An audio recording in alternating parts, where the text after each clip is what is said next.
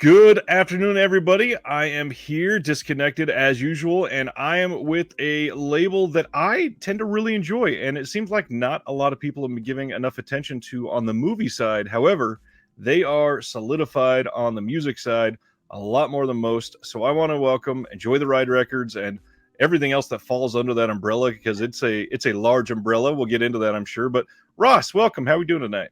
Good. Getting over being sick a little bit, but pretty good. Thanks for having me. It seems to be going around. It's Yeah. that changing of it. I don't know about you. I know, aren't you in New York? Yeah. Yep. So I'm in Kansas City, and we were just talking about my wife and I this morning because the week before last, I think there was one day we hit a low of 34, and last week it got to 96 on one day. Wow. And Yeah. it has been miserable. Yeah. This planet's seemingly pretty fucked. Yeah, and it seems to be a little upset and fighting back. So we'll see what happens, I guess. Yeah. Hopefully. Yeah. So Enjoy the Ride Records. There are a few different brands that are under that, but I'm curious, what is Ross's role with Enjoy the Ride Records? The company is at this point, or I guess the whole time, has been pretty much just me, and then we have an operations manager that for the last 5 years has been a big part of the company, helping me kind of manage things as we grew. But yeah, it's pretty much everything is me. I pack most of the orders still. Wow. And then obviously all the licensing and what we do is mostly, I guess I have final say, but like we discuss amongst us. Then Right. I usually talk to friends and get opinions and whatnot. But yeah, mostly Enjoy the Ride is me.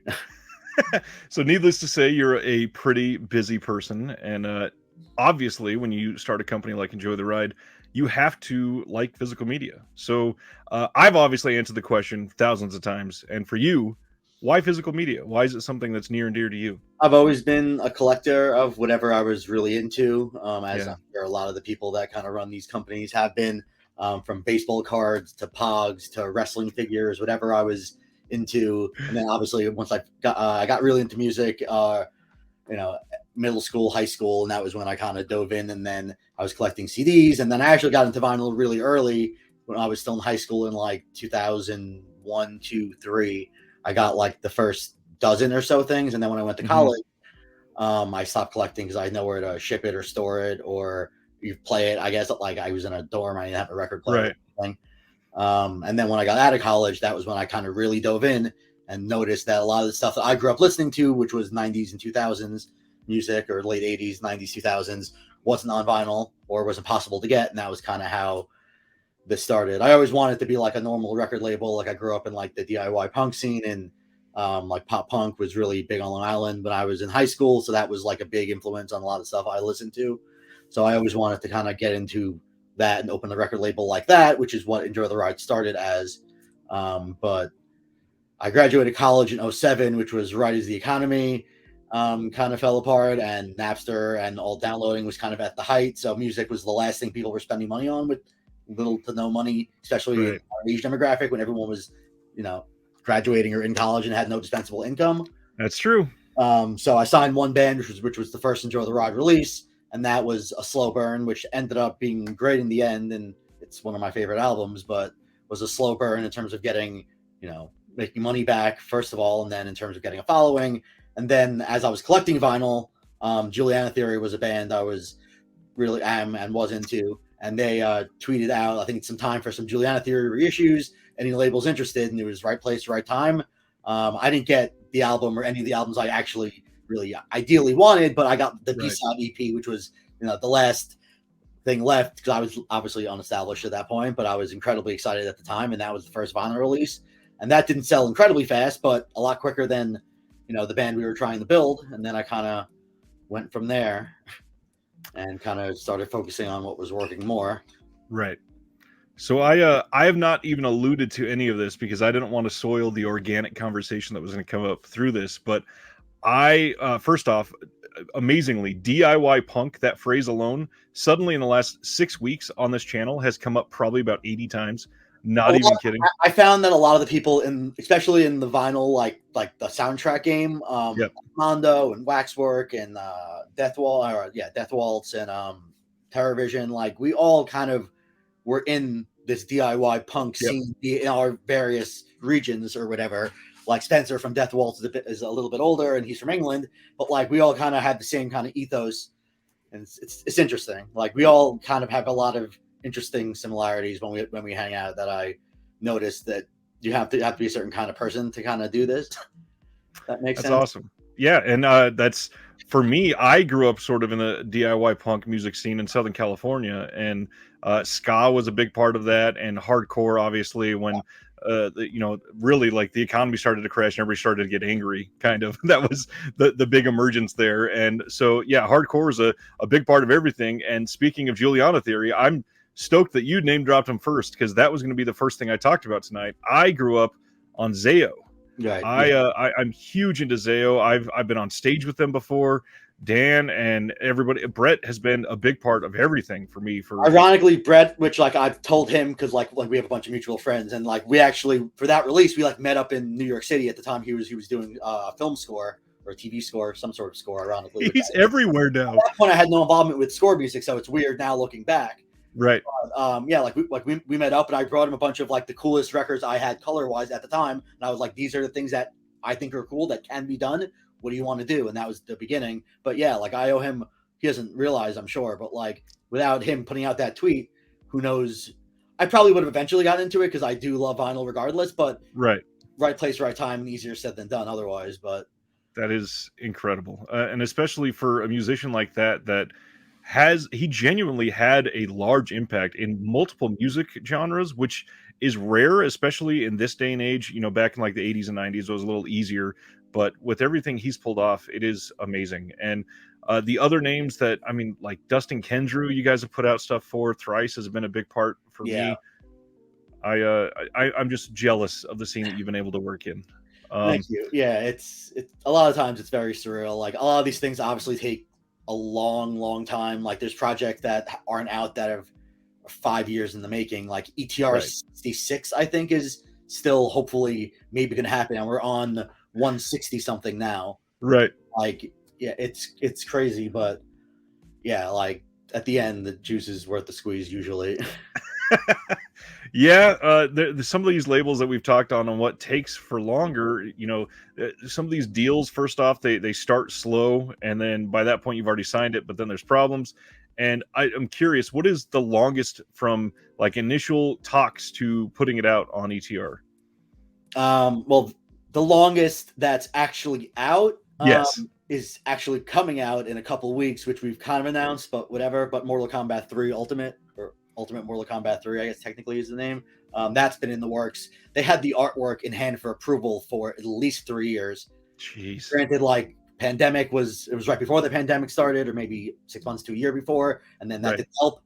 But in terms of coming out, the Mortal Kombat stuff has been a very long road. But like I'm a collector myself, as we've obviously discussed. So like, like I know at the end of the day, these things are going to live on. And like, if you wait an extra 6 months to a year, if that makes a total difference of getting something approved, that would make the release incredible to, lackluster or decent, like it's worth the time. Like the people on the back end or whatever, the customers, have no idea how long it takes. At the end of the day, they want what they want, and whatever it is, they'll buy it, they like it. And, like it's worth the time to make it the right way. In Mortal Kombat 3 in particular, I had a vision for what I wanted the art to be, and I knew to some degree, based on what we did for the first one, we would hopefully be able to get it approved. It would take a really long time, and I hope and think everyone's going to be really happy with it.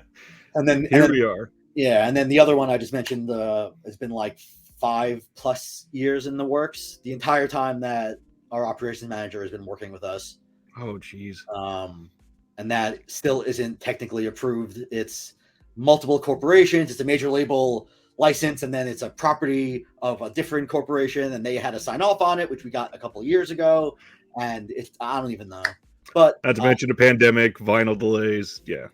And there's a company buyout that also made things complicated. But if it comes out again, it will hopefully be worth it, I think. I'm sure it will. And, speaking of being worth it, everything I personally have from Enjoy the Ride, which is not a small number of things, I love every single piece. Everything is, pleasing to the eye, the hand, the ear. Everything is made with when it is a collector behind it, you can tell it is something that I has. appreciate that because like a lot of times like you don't really get feedback directly, and like I don't know, it seems like a waste of money sometimes. And you don't really Right. actually hear the feedback, but like it's very nice, obviously, to hear it, and I appreciate it, and thank you. Well, it's another ongoing theme. I've talked specifically, and we're going to get into the movie side, obviously, but I've called it Vinegar Syndrome month, leading up to the sale.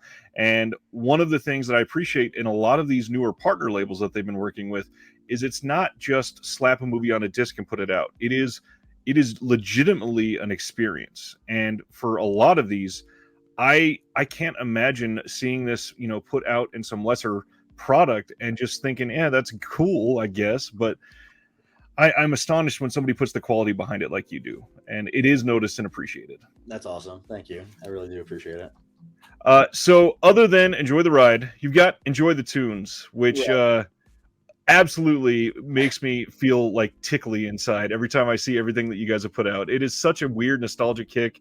Enjoy the tunes. How'd that come about? Is that something you've always been into as well? Yeah, so like I wasn't really into like Muppets or like Sesame Street really much growing up. I was more of like a cartoon kid, and yeah, so I'm 37 now. So like Nickelodeon, all the Nicktoon stuff was when I was like Right. 5 to 10. So that was the stuff I really grew up watching over and over. And to be honest, like it's a separate label because I thought it was going to be mocked and or potentially fail, and I didn't want it to be associated with Enjoy the Ride just in case. So at the time, there wasn't a lot of soundtracks. The Right. first thing I went after in probably 2013 or 13 probably, and it came out maybe 14 or 15, which was the Best of the Nicktoons thing. At the time, Mondo Death Waltz just maybe started, and there wasn't any animated. They were doing, Maniac and, Escape from LA and shit. Right. So the only thing reference wise was company did My Little Pony, which to me, I thought was laughable, and I always associated them in my head with My Little Pony. So at the time, I was like, I don't want to be that company when I'm doing pop. At the time, I was mainly doing pop punk emo stuff, basically a lot of stuff I grew up listening to, Drive Through Records and Equal Vision, a lot of that stuff. So I didn't want to like be left out of that community for doing the Nicktoons. So I thought I would do a separate label just in case, kind of as a failsafe, I guess. And then that did incredibly well. And then I kind of ran with it, or have been running with it since, which honestly is some of the more enjoyable stuff just because I have some artistic input. Like for band albums, I can't, I'm not going to change the album cover. Right. The thing they've been known as for 20 years. Standpoint, and from a like sales standpoint, like people want what they grew up listening to. Exactly. And being a collector, I get it. I'd be pissed off. So at least for the cartoon stuff, it's a lot of times stuff that hasn't been released at all, or stuff that the artwork was whatever stock posters. And if we're dealing directly with the right holders, we can sometimes work things out, hopefully. And you worked with some big names. I mean, you mentioned, Muppets and the Henson Company. You've done a lot of the movie soundtracks for them. Enjoy the Tunes has all kinds of animation that you've put out throughout the years, and it's the library is genuinely large at this point, and you guys are killing it. It seems like. Yeah, there's like 35 Enjoy the Tunes releases, and we're working on like the 160 something of Enjoy the Ride. That said, there's like half of them that are tunes are joint Enjoy the Ride, Enjoy the Tunes catalog numbers. The rule, I guess, like I tried to come up with some sort of guidelines. That way it's not like, I don't know, if it's family friendly, I think it should be Enjoy the Tunes. Like Ren and Stimpy is both Ride and Tunes because it kind of walks the line. It's technically a kid show, but it's not really. Like Ace Ventura 1 and 2 also. That was like one of the earlier ones where I think that was maybe the first one I did both Enjoy the Ride and Tunes, because I was like, it is kind of like it's a kid's movie, but it's not really at all. Right. It fits. I like it. And that's smart when you broke it down in the beginning, just in case it failed. But I love a success story like that when it blows up in the other direction. I'm stoked for you. Yeah. Like I hope we can keep, like, there's so much dream shit that the issue with that stuff is a lot of the stuff we want to do, especially cartoon stuff, has never been released on any format. And it's a nightmare. And the older these things get, both from like composers, like the Transformers stuff, we did the Transformers TV show, the first time that score music was released on any format, and the composer passed away like a year and a half after we put it out, and we were hoping to do volume 2, and the same guy did the gem music and some other music. And supposedly the tapes exist, but his family needs to go through it, and he's the one who knew the names. And I don't think they're labeled, so like I don't know. We've been trying for years to try to push that forward, but it's a task, especially when like there's no names that like only he would know that information from what I gather, unless it was cataloged a certain way, which I kind of doubt. Probably not. Yeah. But yeah, so a lot of the stuff is just a very long, complicated road. But there's a lot of shit we've done. Like Hey Arnold was a very long, complicated process, but again, very much in the end worth it. And we hope to do more of that. We are trying and have tried doing Rocko's Modern Life, the same sort of thing, but Nickelodeon has changed a lot of whatever higher up people, and some people get it, some people don't. Some people don't want to be bothered with it. We will continue to try, but a lot of these things are out of our control. That Hey Arnold release seemed to sell really well for you guys. Honestly, we sold the most out of anything with that repressed, including, granted, like if we repressed for Korn or Rob Zombie, for example, we could probably sell more than Hey Arnold. But out of everything that we've pressed, we're coming up on like 10,000 copies, which is insane. Of Hey Arnold, man, that is amazing. I'm so happy for you guys. It's so nice to see it thriving, and especially for what seemingly was literally a dead format for a long time, and it has risen back from the dead, and now we're at a point where vinyl is delayed everywhere because it's so popular. How's that affecting the company? It's a lot of different ways. It seemingly went from like 10 to 12 week turnaround time to like 10 to 12 months in like 6 months to a year probably. 2020, thankfully, we kind of didn't have much of a delay or too much of an issue really last year, and now this year it's gotten really bad.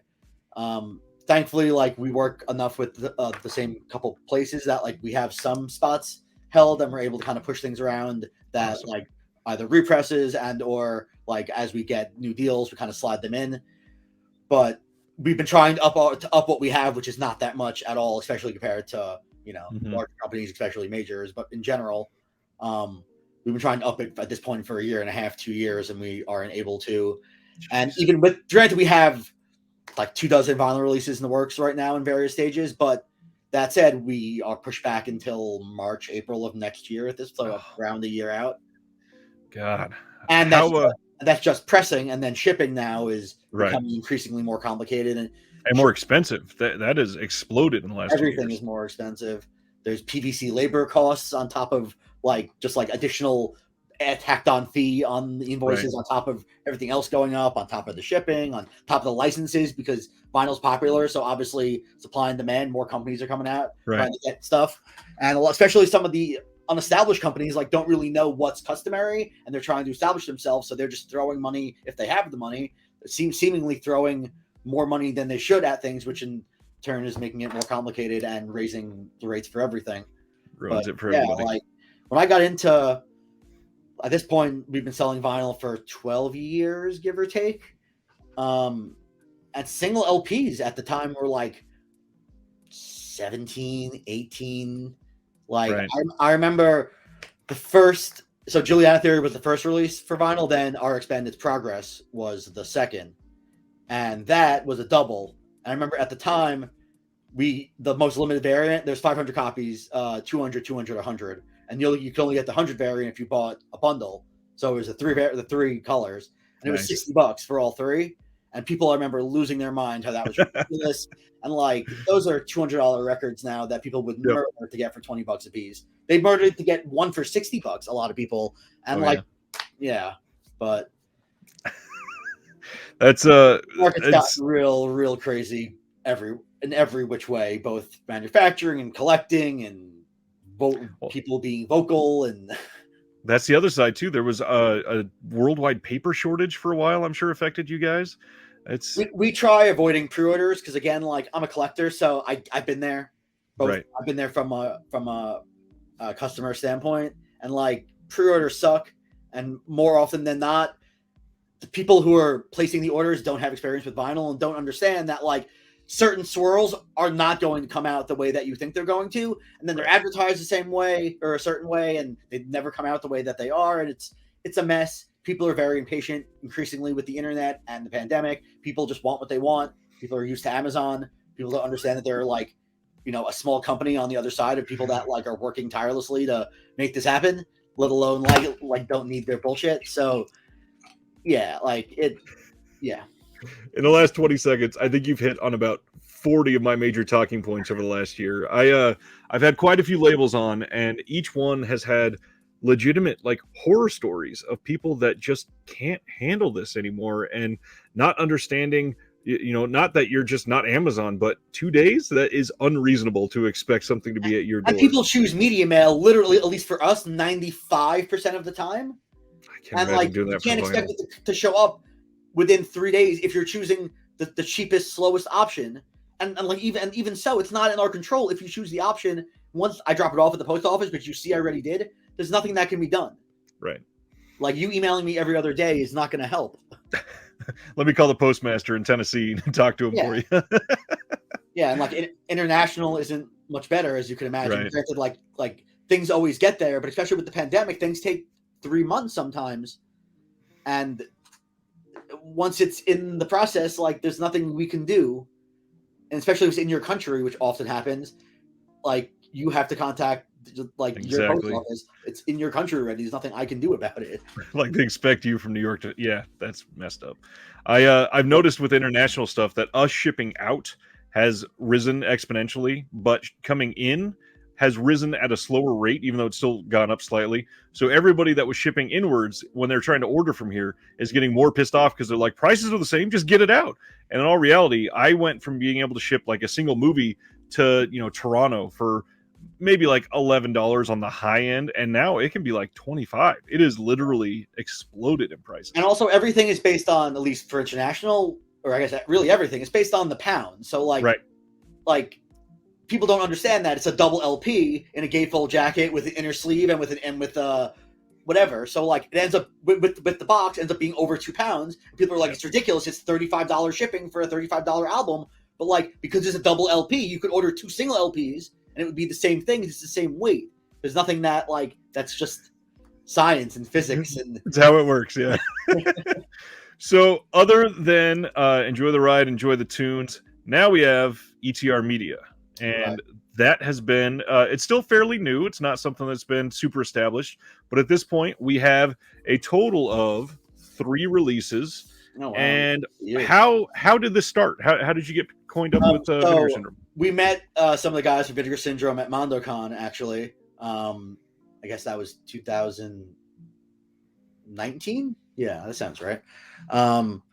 So I just kind of had them in the back of my head, and then we were doing some soundtrack stuff, and so we reached out to them about that, and then that naturally. So we did the Green Jelly live album first before the Blu-ray, and it came with a DVD because previously it was only available on YouTube, and then on a VHS that came with a Kickstarter funding thing.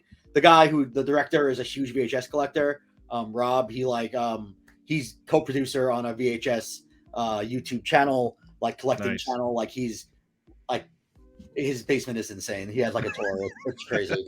But that said, so he only did it on VHS because that's kind of his thing. Right. And then I was like, we worked out the live album thing, and then I was like, could we put it out on DVD in the package, basically just the disc inside of the record jacket. So we did that, and then when we were talking to Vinegar Syndrome about some stuff, he saw that, and I think they were buying. I think that was how it originally started. I think they were buying some stuff from us, and then he was like, "If you happen to be able to get the Blu-ray rights, like we'd be interested in partnering to put that out." So I reached out to the guy, and he was interested, and that was how the first one happened, and that did pretty well. And then Commando Ninja was the second one, which we already had done the vinyl soundtrack for, and similar thing. We already did the vinyl soundtrack, and we had worked with the director. And it was a small enough film that, I could easily get in touch with him and try to work something out. And same thing, our partners at OCN basically said, like, I think that would do well for us. If you can get the rights, we'd be interested. So that was relatively simple and easy, and that's done pretty well. And Scream Queens. So we did the soundtrack to a movie called The Shed, which was on Shudder, a horror film. So that came with a month subscription or a month free code to get Shutter trial or whatever. So that was around whatever, a year and a half ago. And at that point, I was just going through Shutter and seeing what was on there, and I came across the Scream Queens documentary, which might have been exclusive to it at the time. Yeah. I'm a really big documentary. Me too. Yeah, I'm really big into. I like a lot of varied stuff. Generally, like 90s, and like I haven't seen a lot of pre me being alive stuff. My parents really aren't pop culture people. They really aren't collectors. I'm very different than them. So most of the like media I found was through either me stumbling upon or friends or watching MTV or watching HBO or whatever, just kind of me stumbling upon stuff. So yeah, so most I'm really into documentaries, and I personally, like, just this morning I rewatched this for I think the third time.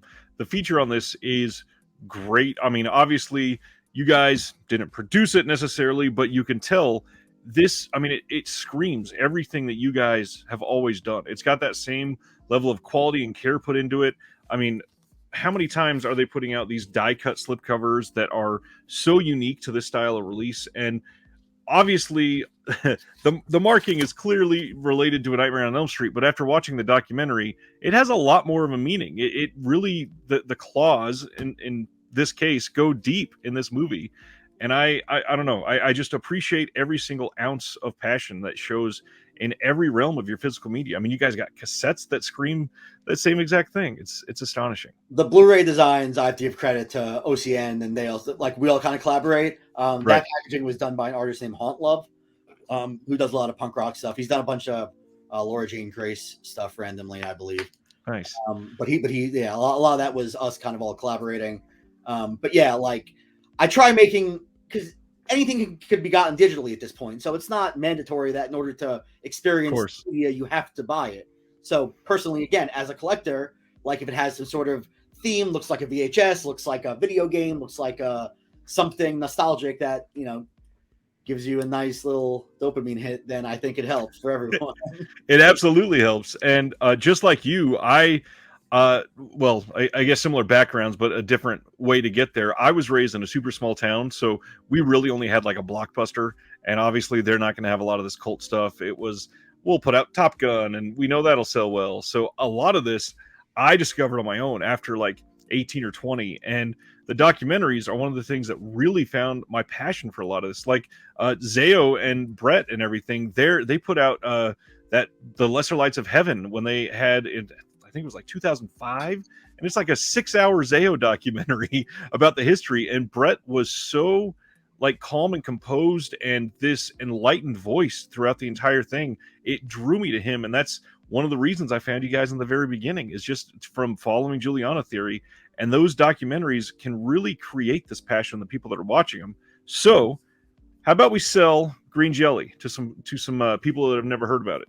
Sure. What can you tell me about this one? So Green Jelly is, if you're unfamiliar with them, they're like kind of a one-hit wonder that had the Three Little Pigs nursery rhyme rock cover song, I guess is how you would describe it. That said, Green Jelly is basically Bill. Bill is the guy clearly in the middle there. It's been one member more consistently since I think the early 80s, I believe, is when they started. And he is quite the character. The general concept, I guess, that catches the general synopsis that is interesting about the whole band and the documentary is that there's like over 1,000 members in the band. Basically, Bill came up with this concept that people are only really coming to see him, and the band around him doesn't really matter. And the band's hit was the early 90s. So most of the people that love that hit and love the band are around our age and would love to basically be in the band for a weekend. So what he does is he basically sets up a weekend warrior trip to whatever region or whatever state and gets somebody to book the show and tells them, get a band, learn the songs, pick me up from the airport. I'll be there. We'll have an awesome weekend. I'll get paid and I'll go home.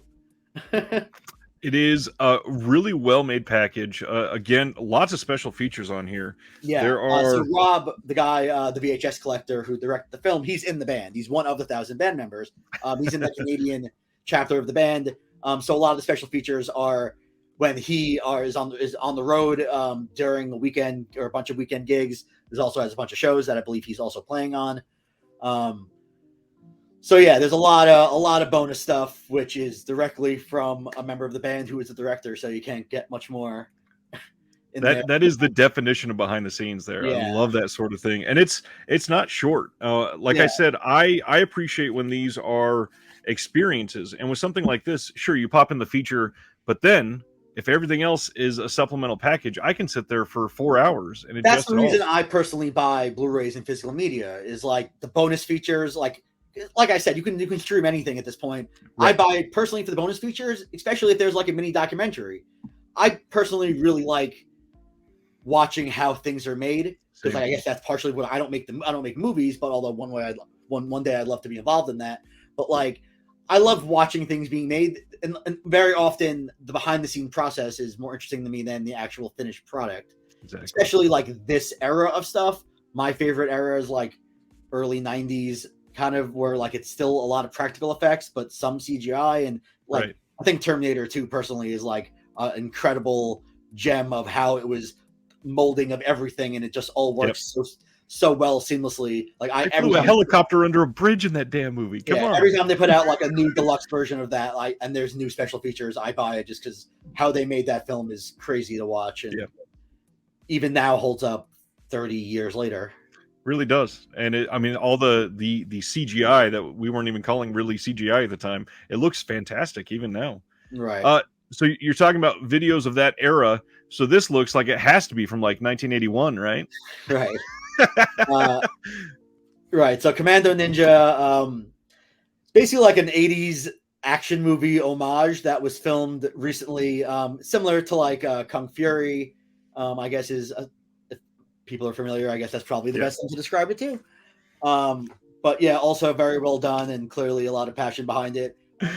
So this one, I know personally, I've sold probably 5 or 8 copies of it because the first time I watched it, I went, "Oh my god, people need to know about this." And what you just said was perfect because this is one I believe you still can. It's available to watch on YouTube for free right now. So why get a package? Because there's an hour behind the scenes documentary, and then on top of that, you can take this anywhere and watch it with friends and make a night of it and spread the love forever. Because this movie is wild and hilarious and just it's like the perfect hangout movie. Right. Yeah. I love this package. And then, like I said, they like Miami Connection and Kung Fury. Like it's like a nice little in there kind of thing. I think it's better. So Scream Queen, this is the newest release currently, and this is first off, it was available on DVD prior, and it was a really release. But this, man, it blows everything out of the This one kind of happened. I guess they all kind of happened randomly, but this one in particular. So, like I said, I saw the documentary on Shudder, and really, I watch a lot of documentaries, and I'm not particularly a huge Nightmare on Elm Street fan, but I don't know, like it was a very well made, interesting documentary. It had a lot of interesting context around it that wasn't just about like the making of the film per se. So I think I followed their account on Instagram just because I wanted bonus stuff and I thought it was interesting, and I figured there would eventually be a Blu-ray.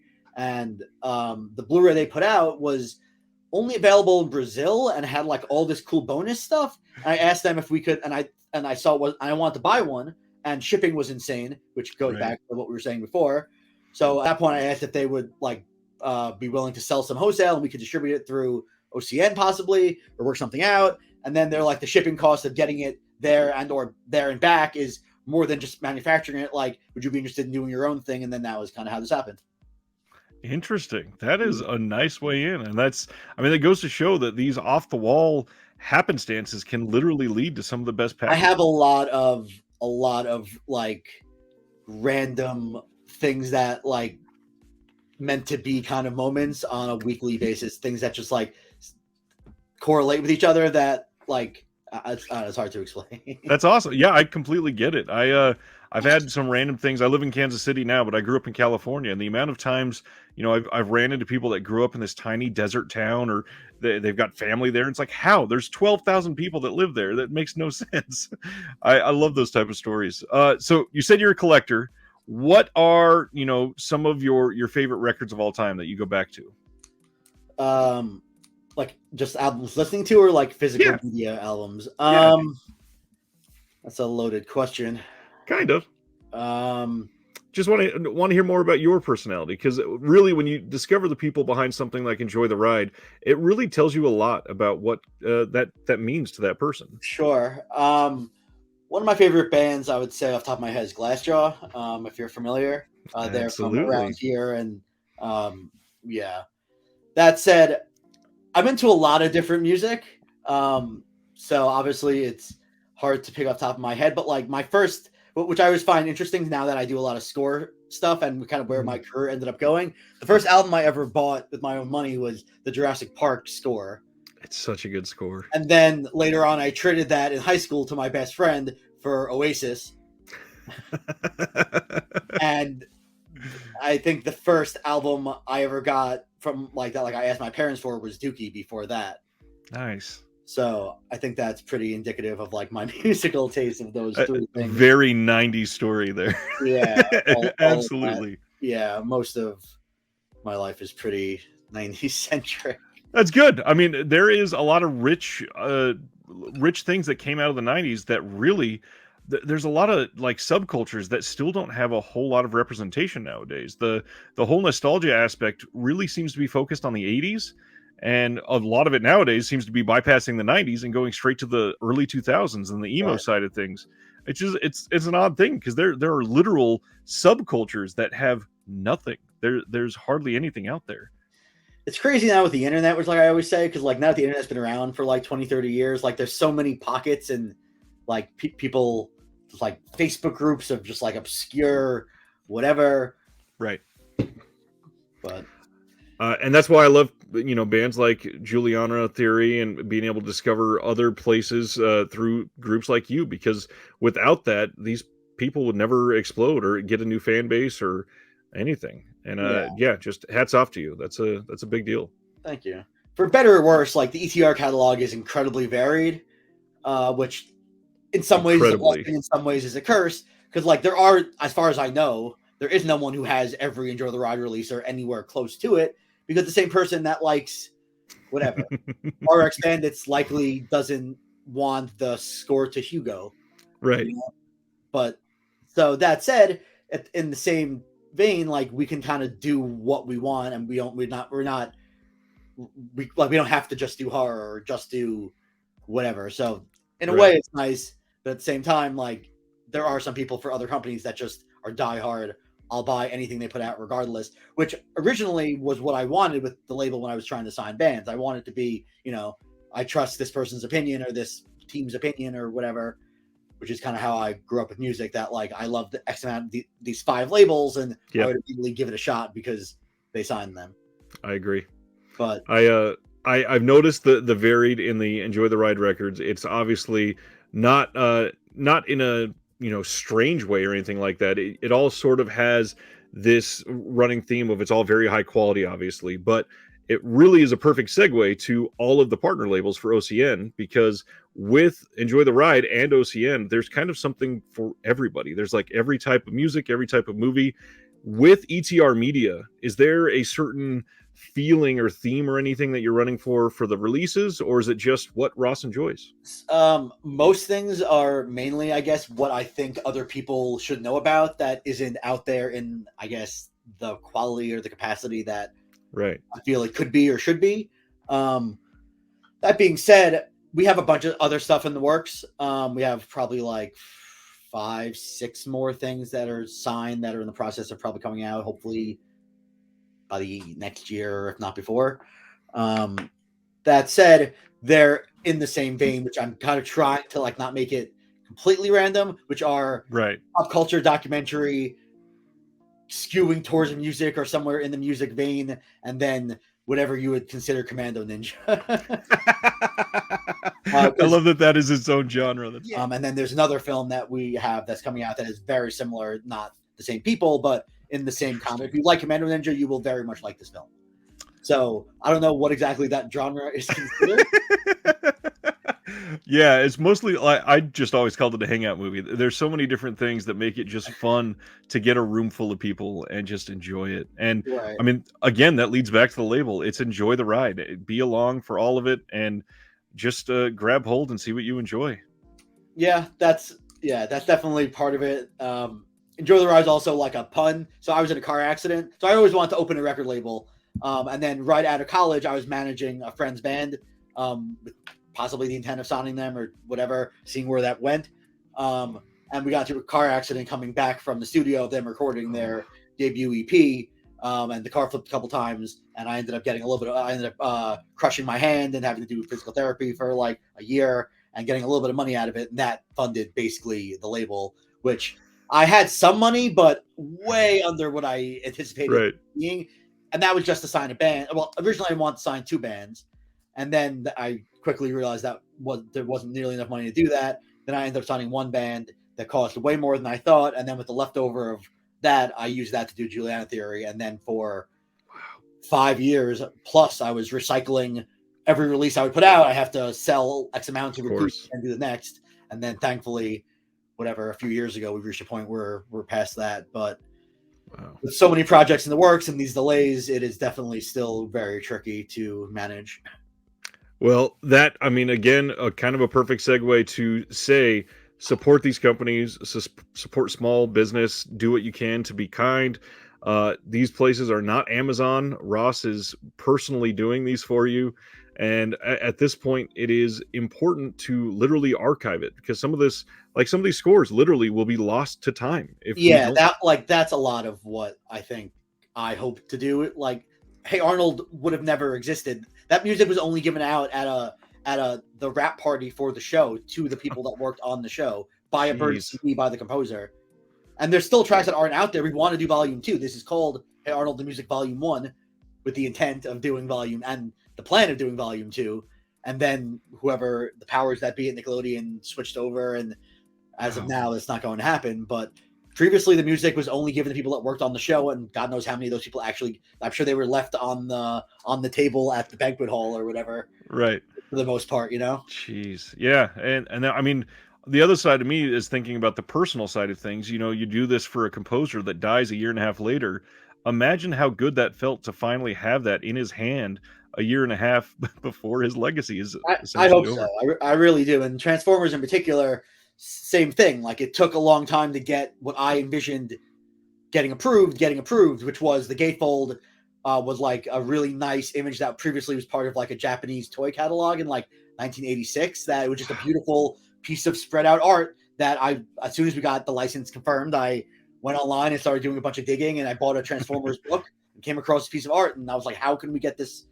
How can we get this included? And so I really hope he enjoyed it, because I try going the extra mile and making it as nice as it can be, given the legal and whatever circumstances involved. That's incredible. That is the sort of thing that makes me just want to do it myself as well. I get inspired by something like this and be able to see what you can pour into it. And basically all I can say is these companies need support. I mean, we don't want to see Ross get in another car accident from the next Juliana Theory record. So go out there, support physical media.